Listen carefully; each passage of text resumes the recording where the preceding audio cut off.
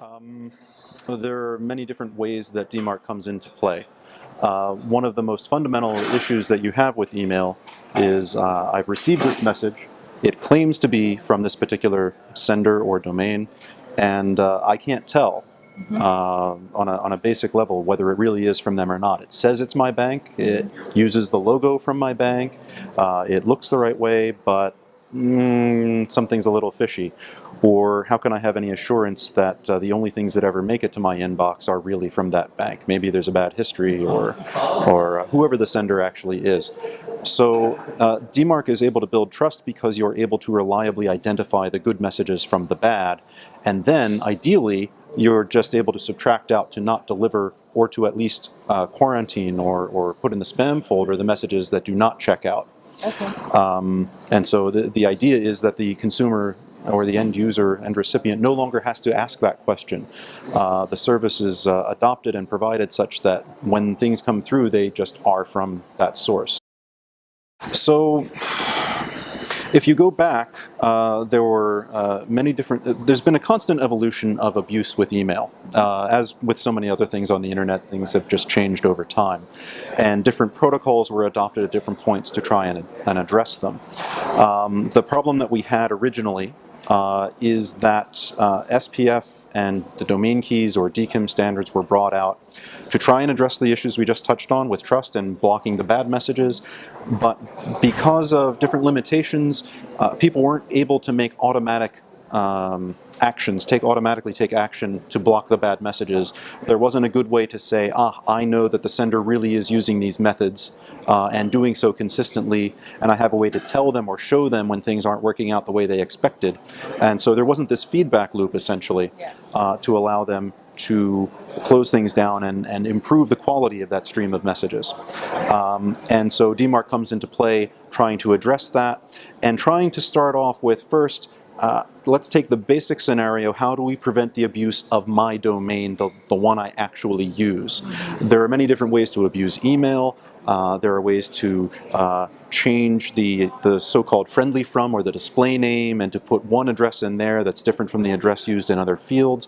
But at root, we had to find a way to get started. If we took the whole universe of possible fraud and abuse, it would be a boiling the ocean scenario. You'd never get started. So we said, let's start off with just making sure that if I have my mail coming from example.com, how can I make sure that anything that tries to use example.com will be provably true or not, from that domain? That's the direct threat that DMARC addresses, and the idea was to start with that, to allow DMARC to address that particular threat, and then when we achieved adoption, when we could clean up that particular area, we would move on to things like I mentioned before with the display name and cousin domains and other threats that we see, again, more and more activity in as people do start to make headway on the basics. I mean, with email fraud, everybody suffers. The consumers lose all faith and confidence in the use of email as a way to interact with the vendors, the companies that they want to patronize, and so on. The companies spending money to send those email messages lose. We certainly had a situation where in a previous position we were hiring an email service provider, an ESP, to send on our behalf, and a large percentage of the messages were not being formed correctly, and so they weren't being delivered. So we were losing money there, even without fraud coming into the picture. Really, it's something where by following the practices that got built into these protocols that were developed around them, you're looking at a best practice scenario. By following them, you're showing that you are a conscientious sender. By implementing those filters on the receiving side, likewise, you're implementing the proper controls to help protect the shared customers that you have with those senders. So really, it's a question of adopting best practices and improving the quality of email overall, in terms of who benefits, and consequently, who would be suffering as well. Everybody, if they don't sort of get on the bandwagon with these things. Well, there are a lot of activities like what I've been engaged in today, coming out to speaking with different groups to answer questions that they may have. Private meetings with companies who have concerns, whether that's government agencies or large or small senders, any of them, really. We look at different areas that we can address. So DMARC to date had a situation where if messages were sent indirectly, they went to a mailing list and so were forwarded from one place to another. And mailing lists in particular would change the message. So there are two things coming into play. Because it's forwarded, SPF checks would not work.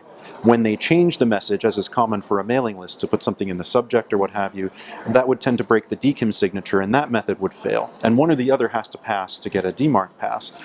So one of the initiatives we've had over the past almost 2 years now is a protocol to address that kind of scenario.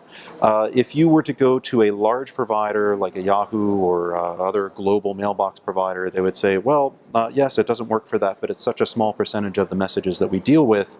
From our perspective, from our value proposition or what have you, we don't get complaints about it. It's not a large percentage. We don't have a concern about it. From the person who's active on the mailing list, of course, it's a very great concern, and we don't want to abandon them or leave them out in the cold, unprotected, or unable to engage in the activity they have for the past 5 years. So there's an additional protocol, ARC, that tries to address that scenario, that would allow the authentication results to be recorded and transmitted, so that if DMARC didn't work perfectly in those cases, there would be another way to look at that and say, oh, you know what, yes, I see it was forwarded and changed by a mailing list, or it was forwarded because it went through an alumni account or your old free mail account to your new mobile provider. But here, the authentication results were recorded. Those results were signed in a way that I can now look at and prove it really did come from that intermediary. They are a good operator, they are conscientious, and so I say, it didn't pass DMARC, but it did pass this check, and so I will allow it to go through because these are all provable results. And so for us in 2016, it's addressing those scenarios, completing the picture of coverage, so that people can protect themselves and address all of the other scenarios that people have used traditionally for email and want to continue to use. Thank you so much for contributing to our CSA Summit 2016. Looking forward to working with you in 2016 and, of course, in the future. Thanks, Steve. Thank you.